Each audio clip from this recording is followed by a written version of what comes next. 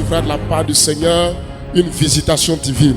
Vous savez, même les véhicules par moment ont besoin de visites. On appelle ça visite technique. Alléluia. Où le plus avare du monde est obligé de prendre son argent pour entretenir la voiture.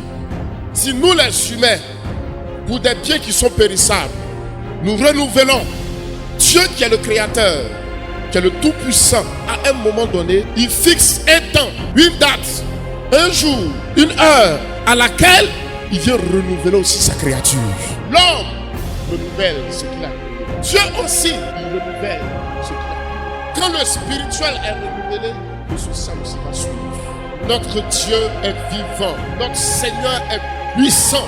Il a tout pouvoir. Nous allons le découvrir dans la Bible, dans le livre de Matthieu, chapitre 15, du verset 21 au verset 28. Ce passage que nous venons de lire contient une vérité. Et cette vérité va nous aider à obtenir le renouvellement que Dieu a programmé pour nous ce matin. Jésus dit à ses apôtres, je n'ai été envoyé comme brebis perdue de la maison d'Israël. La femme a entendu et elle est venue se jeter au pied de Jésus. C'est pour cela que nous sommes couchés. Là, tu vas marcher sur nous. Jésus va glisser encore. On ne donne pas le pain des princes aux petits chiens. Ce que tu dis là, c'est la vérité. J'ai dit, quand vous les princes, vous êtes à table, vous mangez pain là. Est-ce que les miettes qui quittent en haut là-bas pour tomber là, vous abaissez pour manger?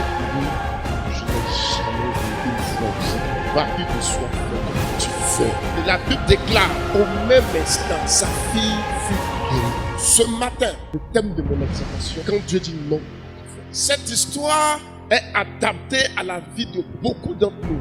Et ne comprenant pas la vérité spirituelle qui est à l'intérieur, nous sortons frustrés des temples. Nous sortons frustrés des assemblées. Je vais vous dire quelque chose. Derrière chaque parole du Seigneur Jésus, derrière chaque parole de Dieu, il y a une autre profondeur à creuser.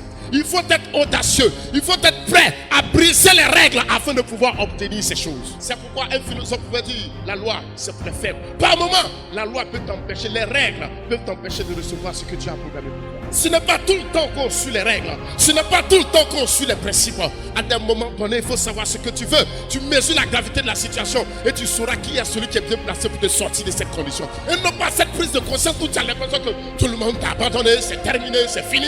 Eh bien oui, si c'est comme ça, je préfère mourir, je préfère me suicider, je préfère me donner la mort. Et la mort, c'est fini, ça va régler tout. Le seul individu, la seule personne dont la mort règle tout problème sur terre, c'est Jésus-Christ. Es-tu Jésus?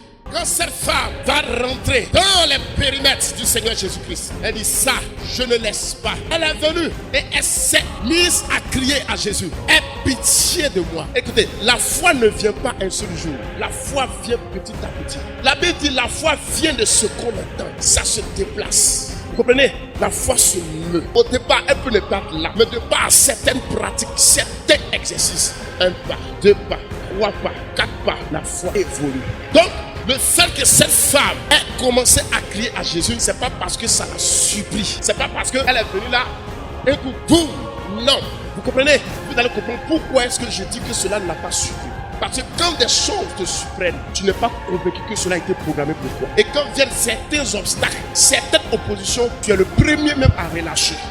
Assurément, ce n'était pas pour moi. Mais quand tu as préparé la venue de cette chose, tu te sens prêt. Et je dirais, tu te sens digne et fier de recevoir la chose. Quand quelqu'un va s'opposer, tu vas dire, c'est que tu vas me tuer. Tu es prêt à te battre. Tu es prêt à mourir pour cette chose. Combien d'entre nous, nous décourageons, nous abandonnons nos moments de prière, nos moments d'intimité, parce que nous avons un sujet de prière qui nous tenait à cœur. Le délai est passé.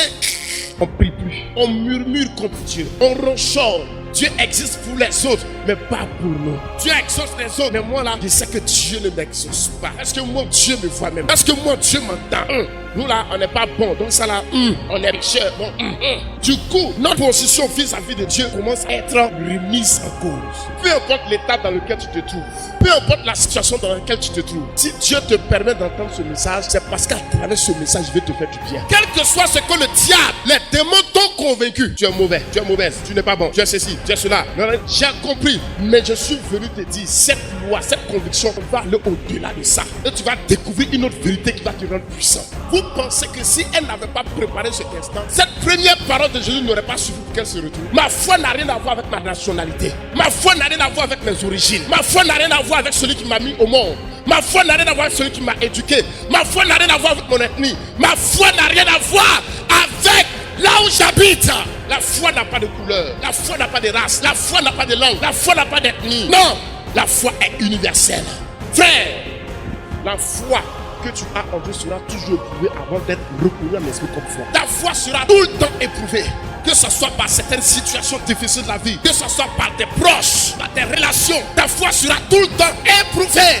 Ta foi doit être certifiée en esprit. Et cette foi n'est pas certifiée par le diable. Cette foi n'est pas certifiée par les démons. Cette foi n'est pas certifiée par tes parents, ni par ton pasteur. Parce qu'il te voit chaque jour pointer à l'heure de la réunion. C'est toi qui ouvre le portail du temple. C'est toi qui ferme le portail. C'est toi qui fais tout dans l'église. Cela ne veut pas dire que ta foi est certifiée.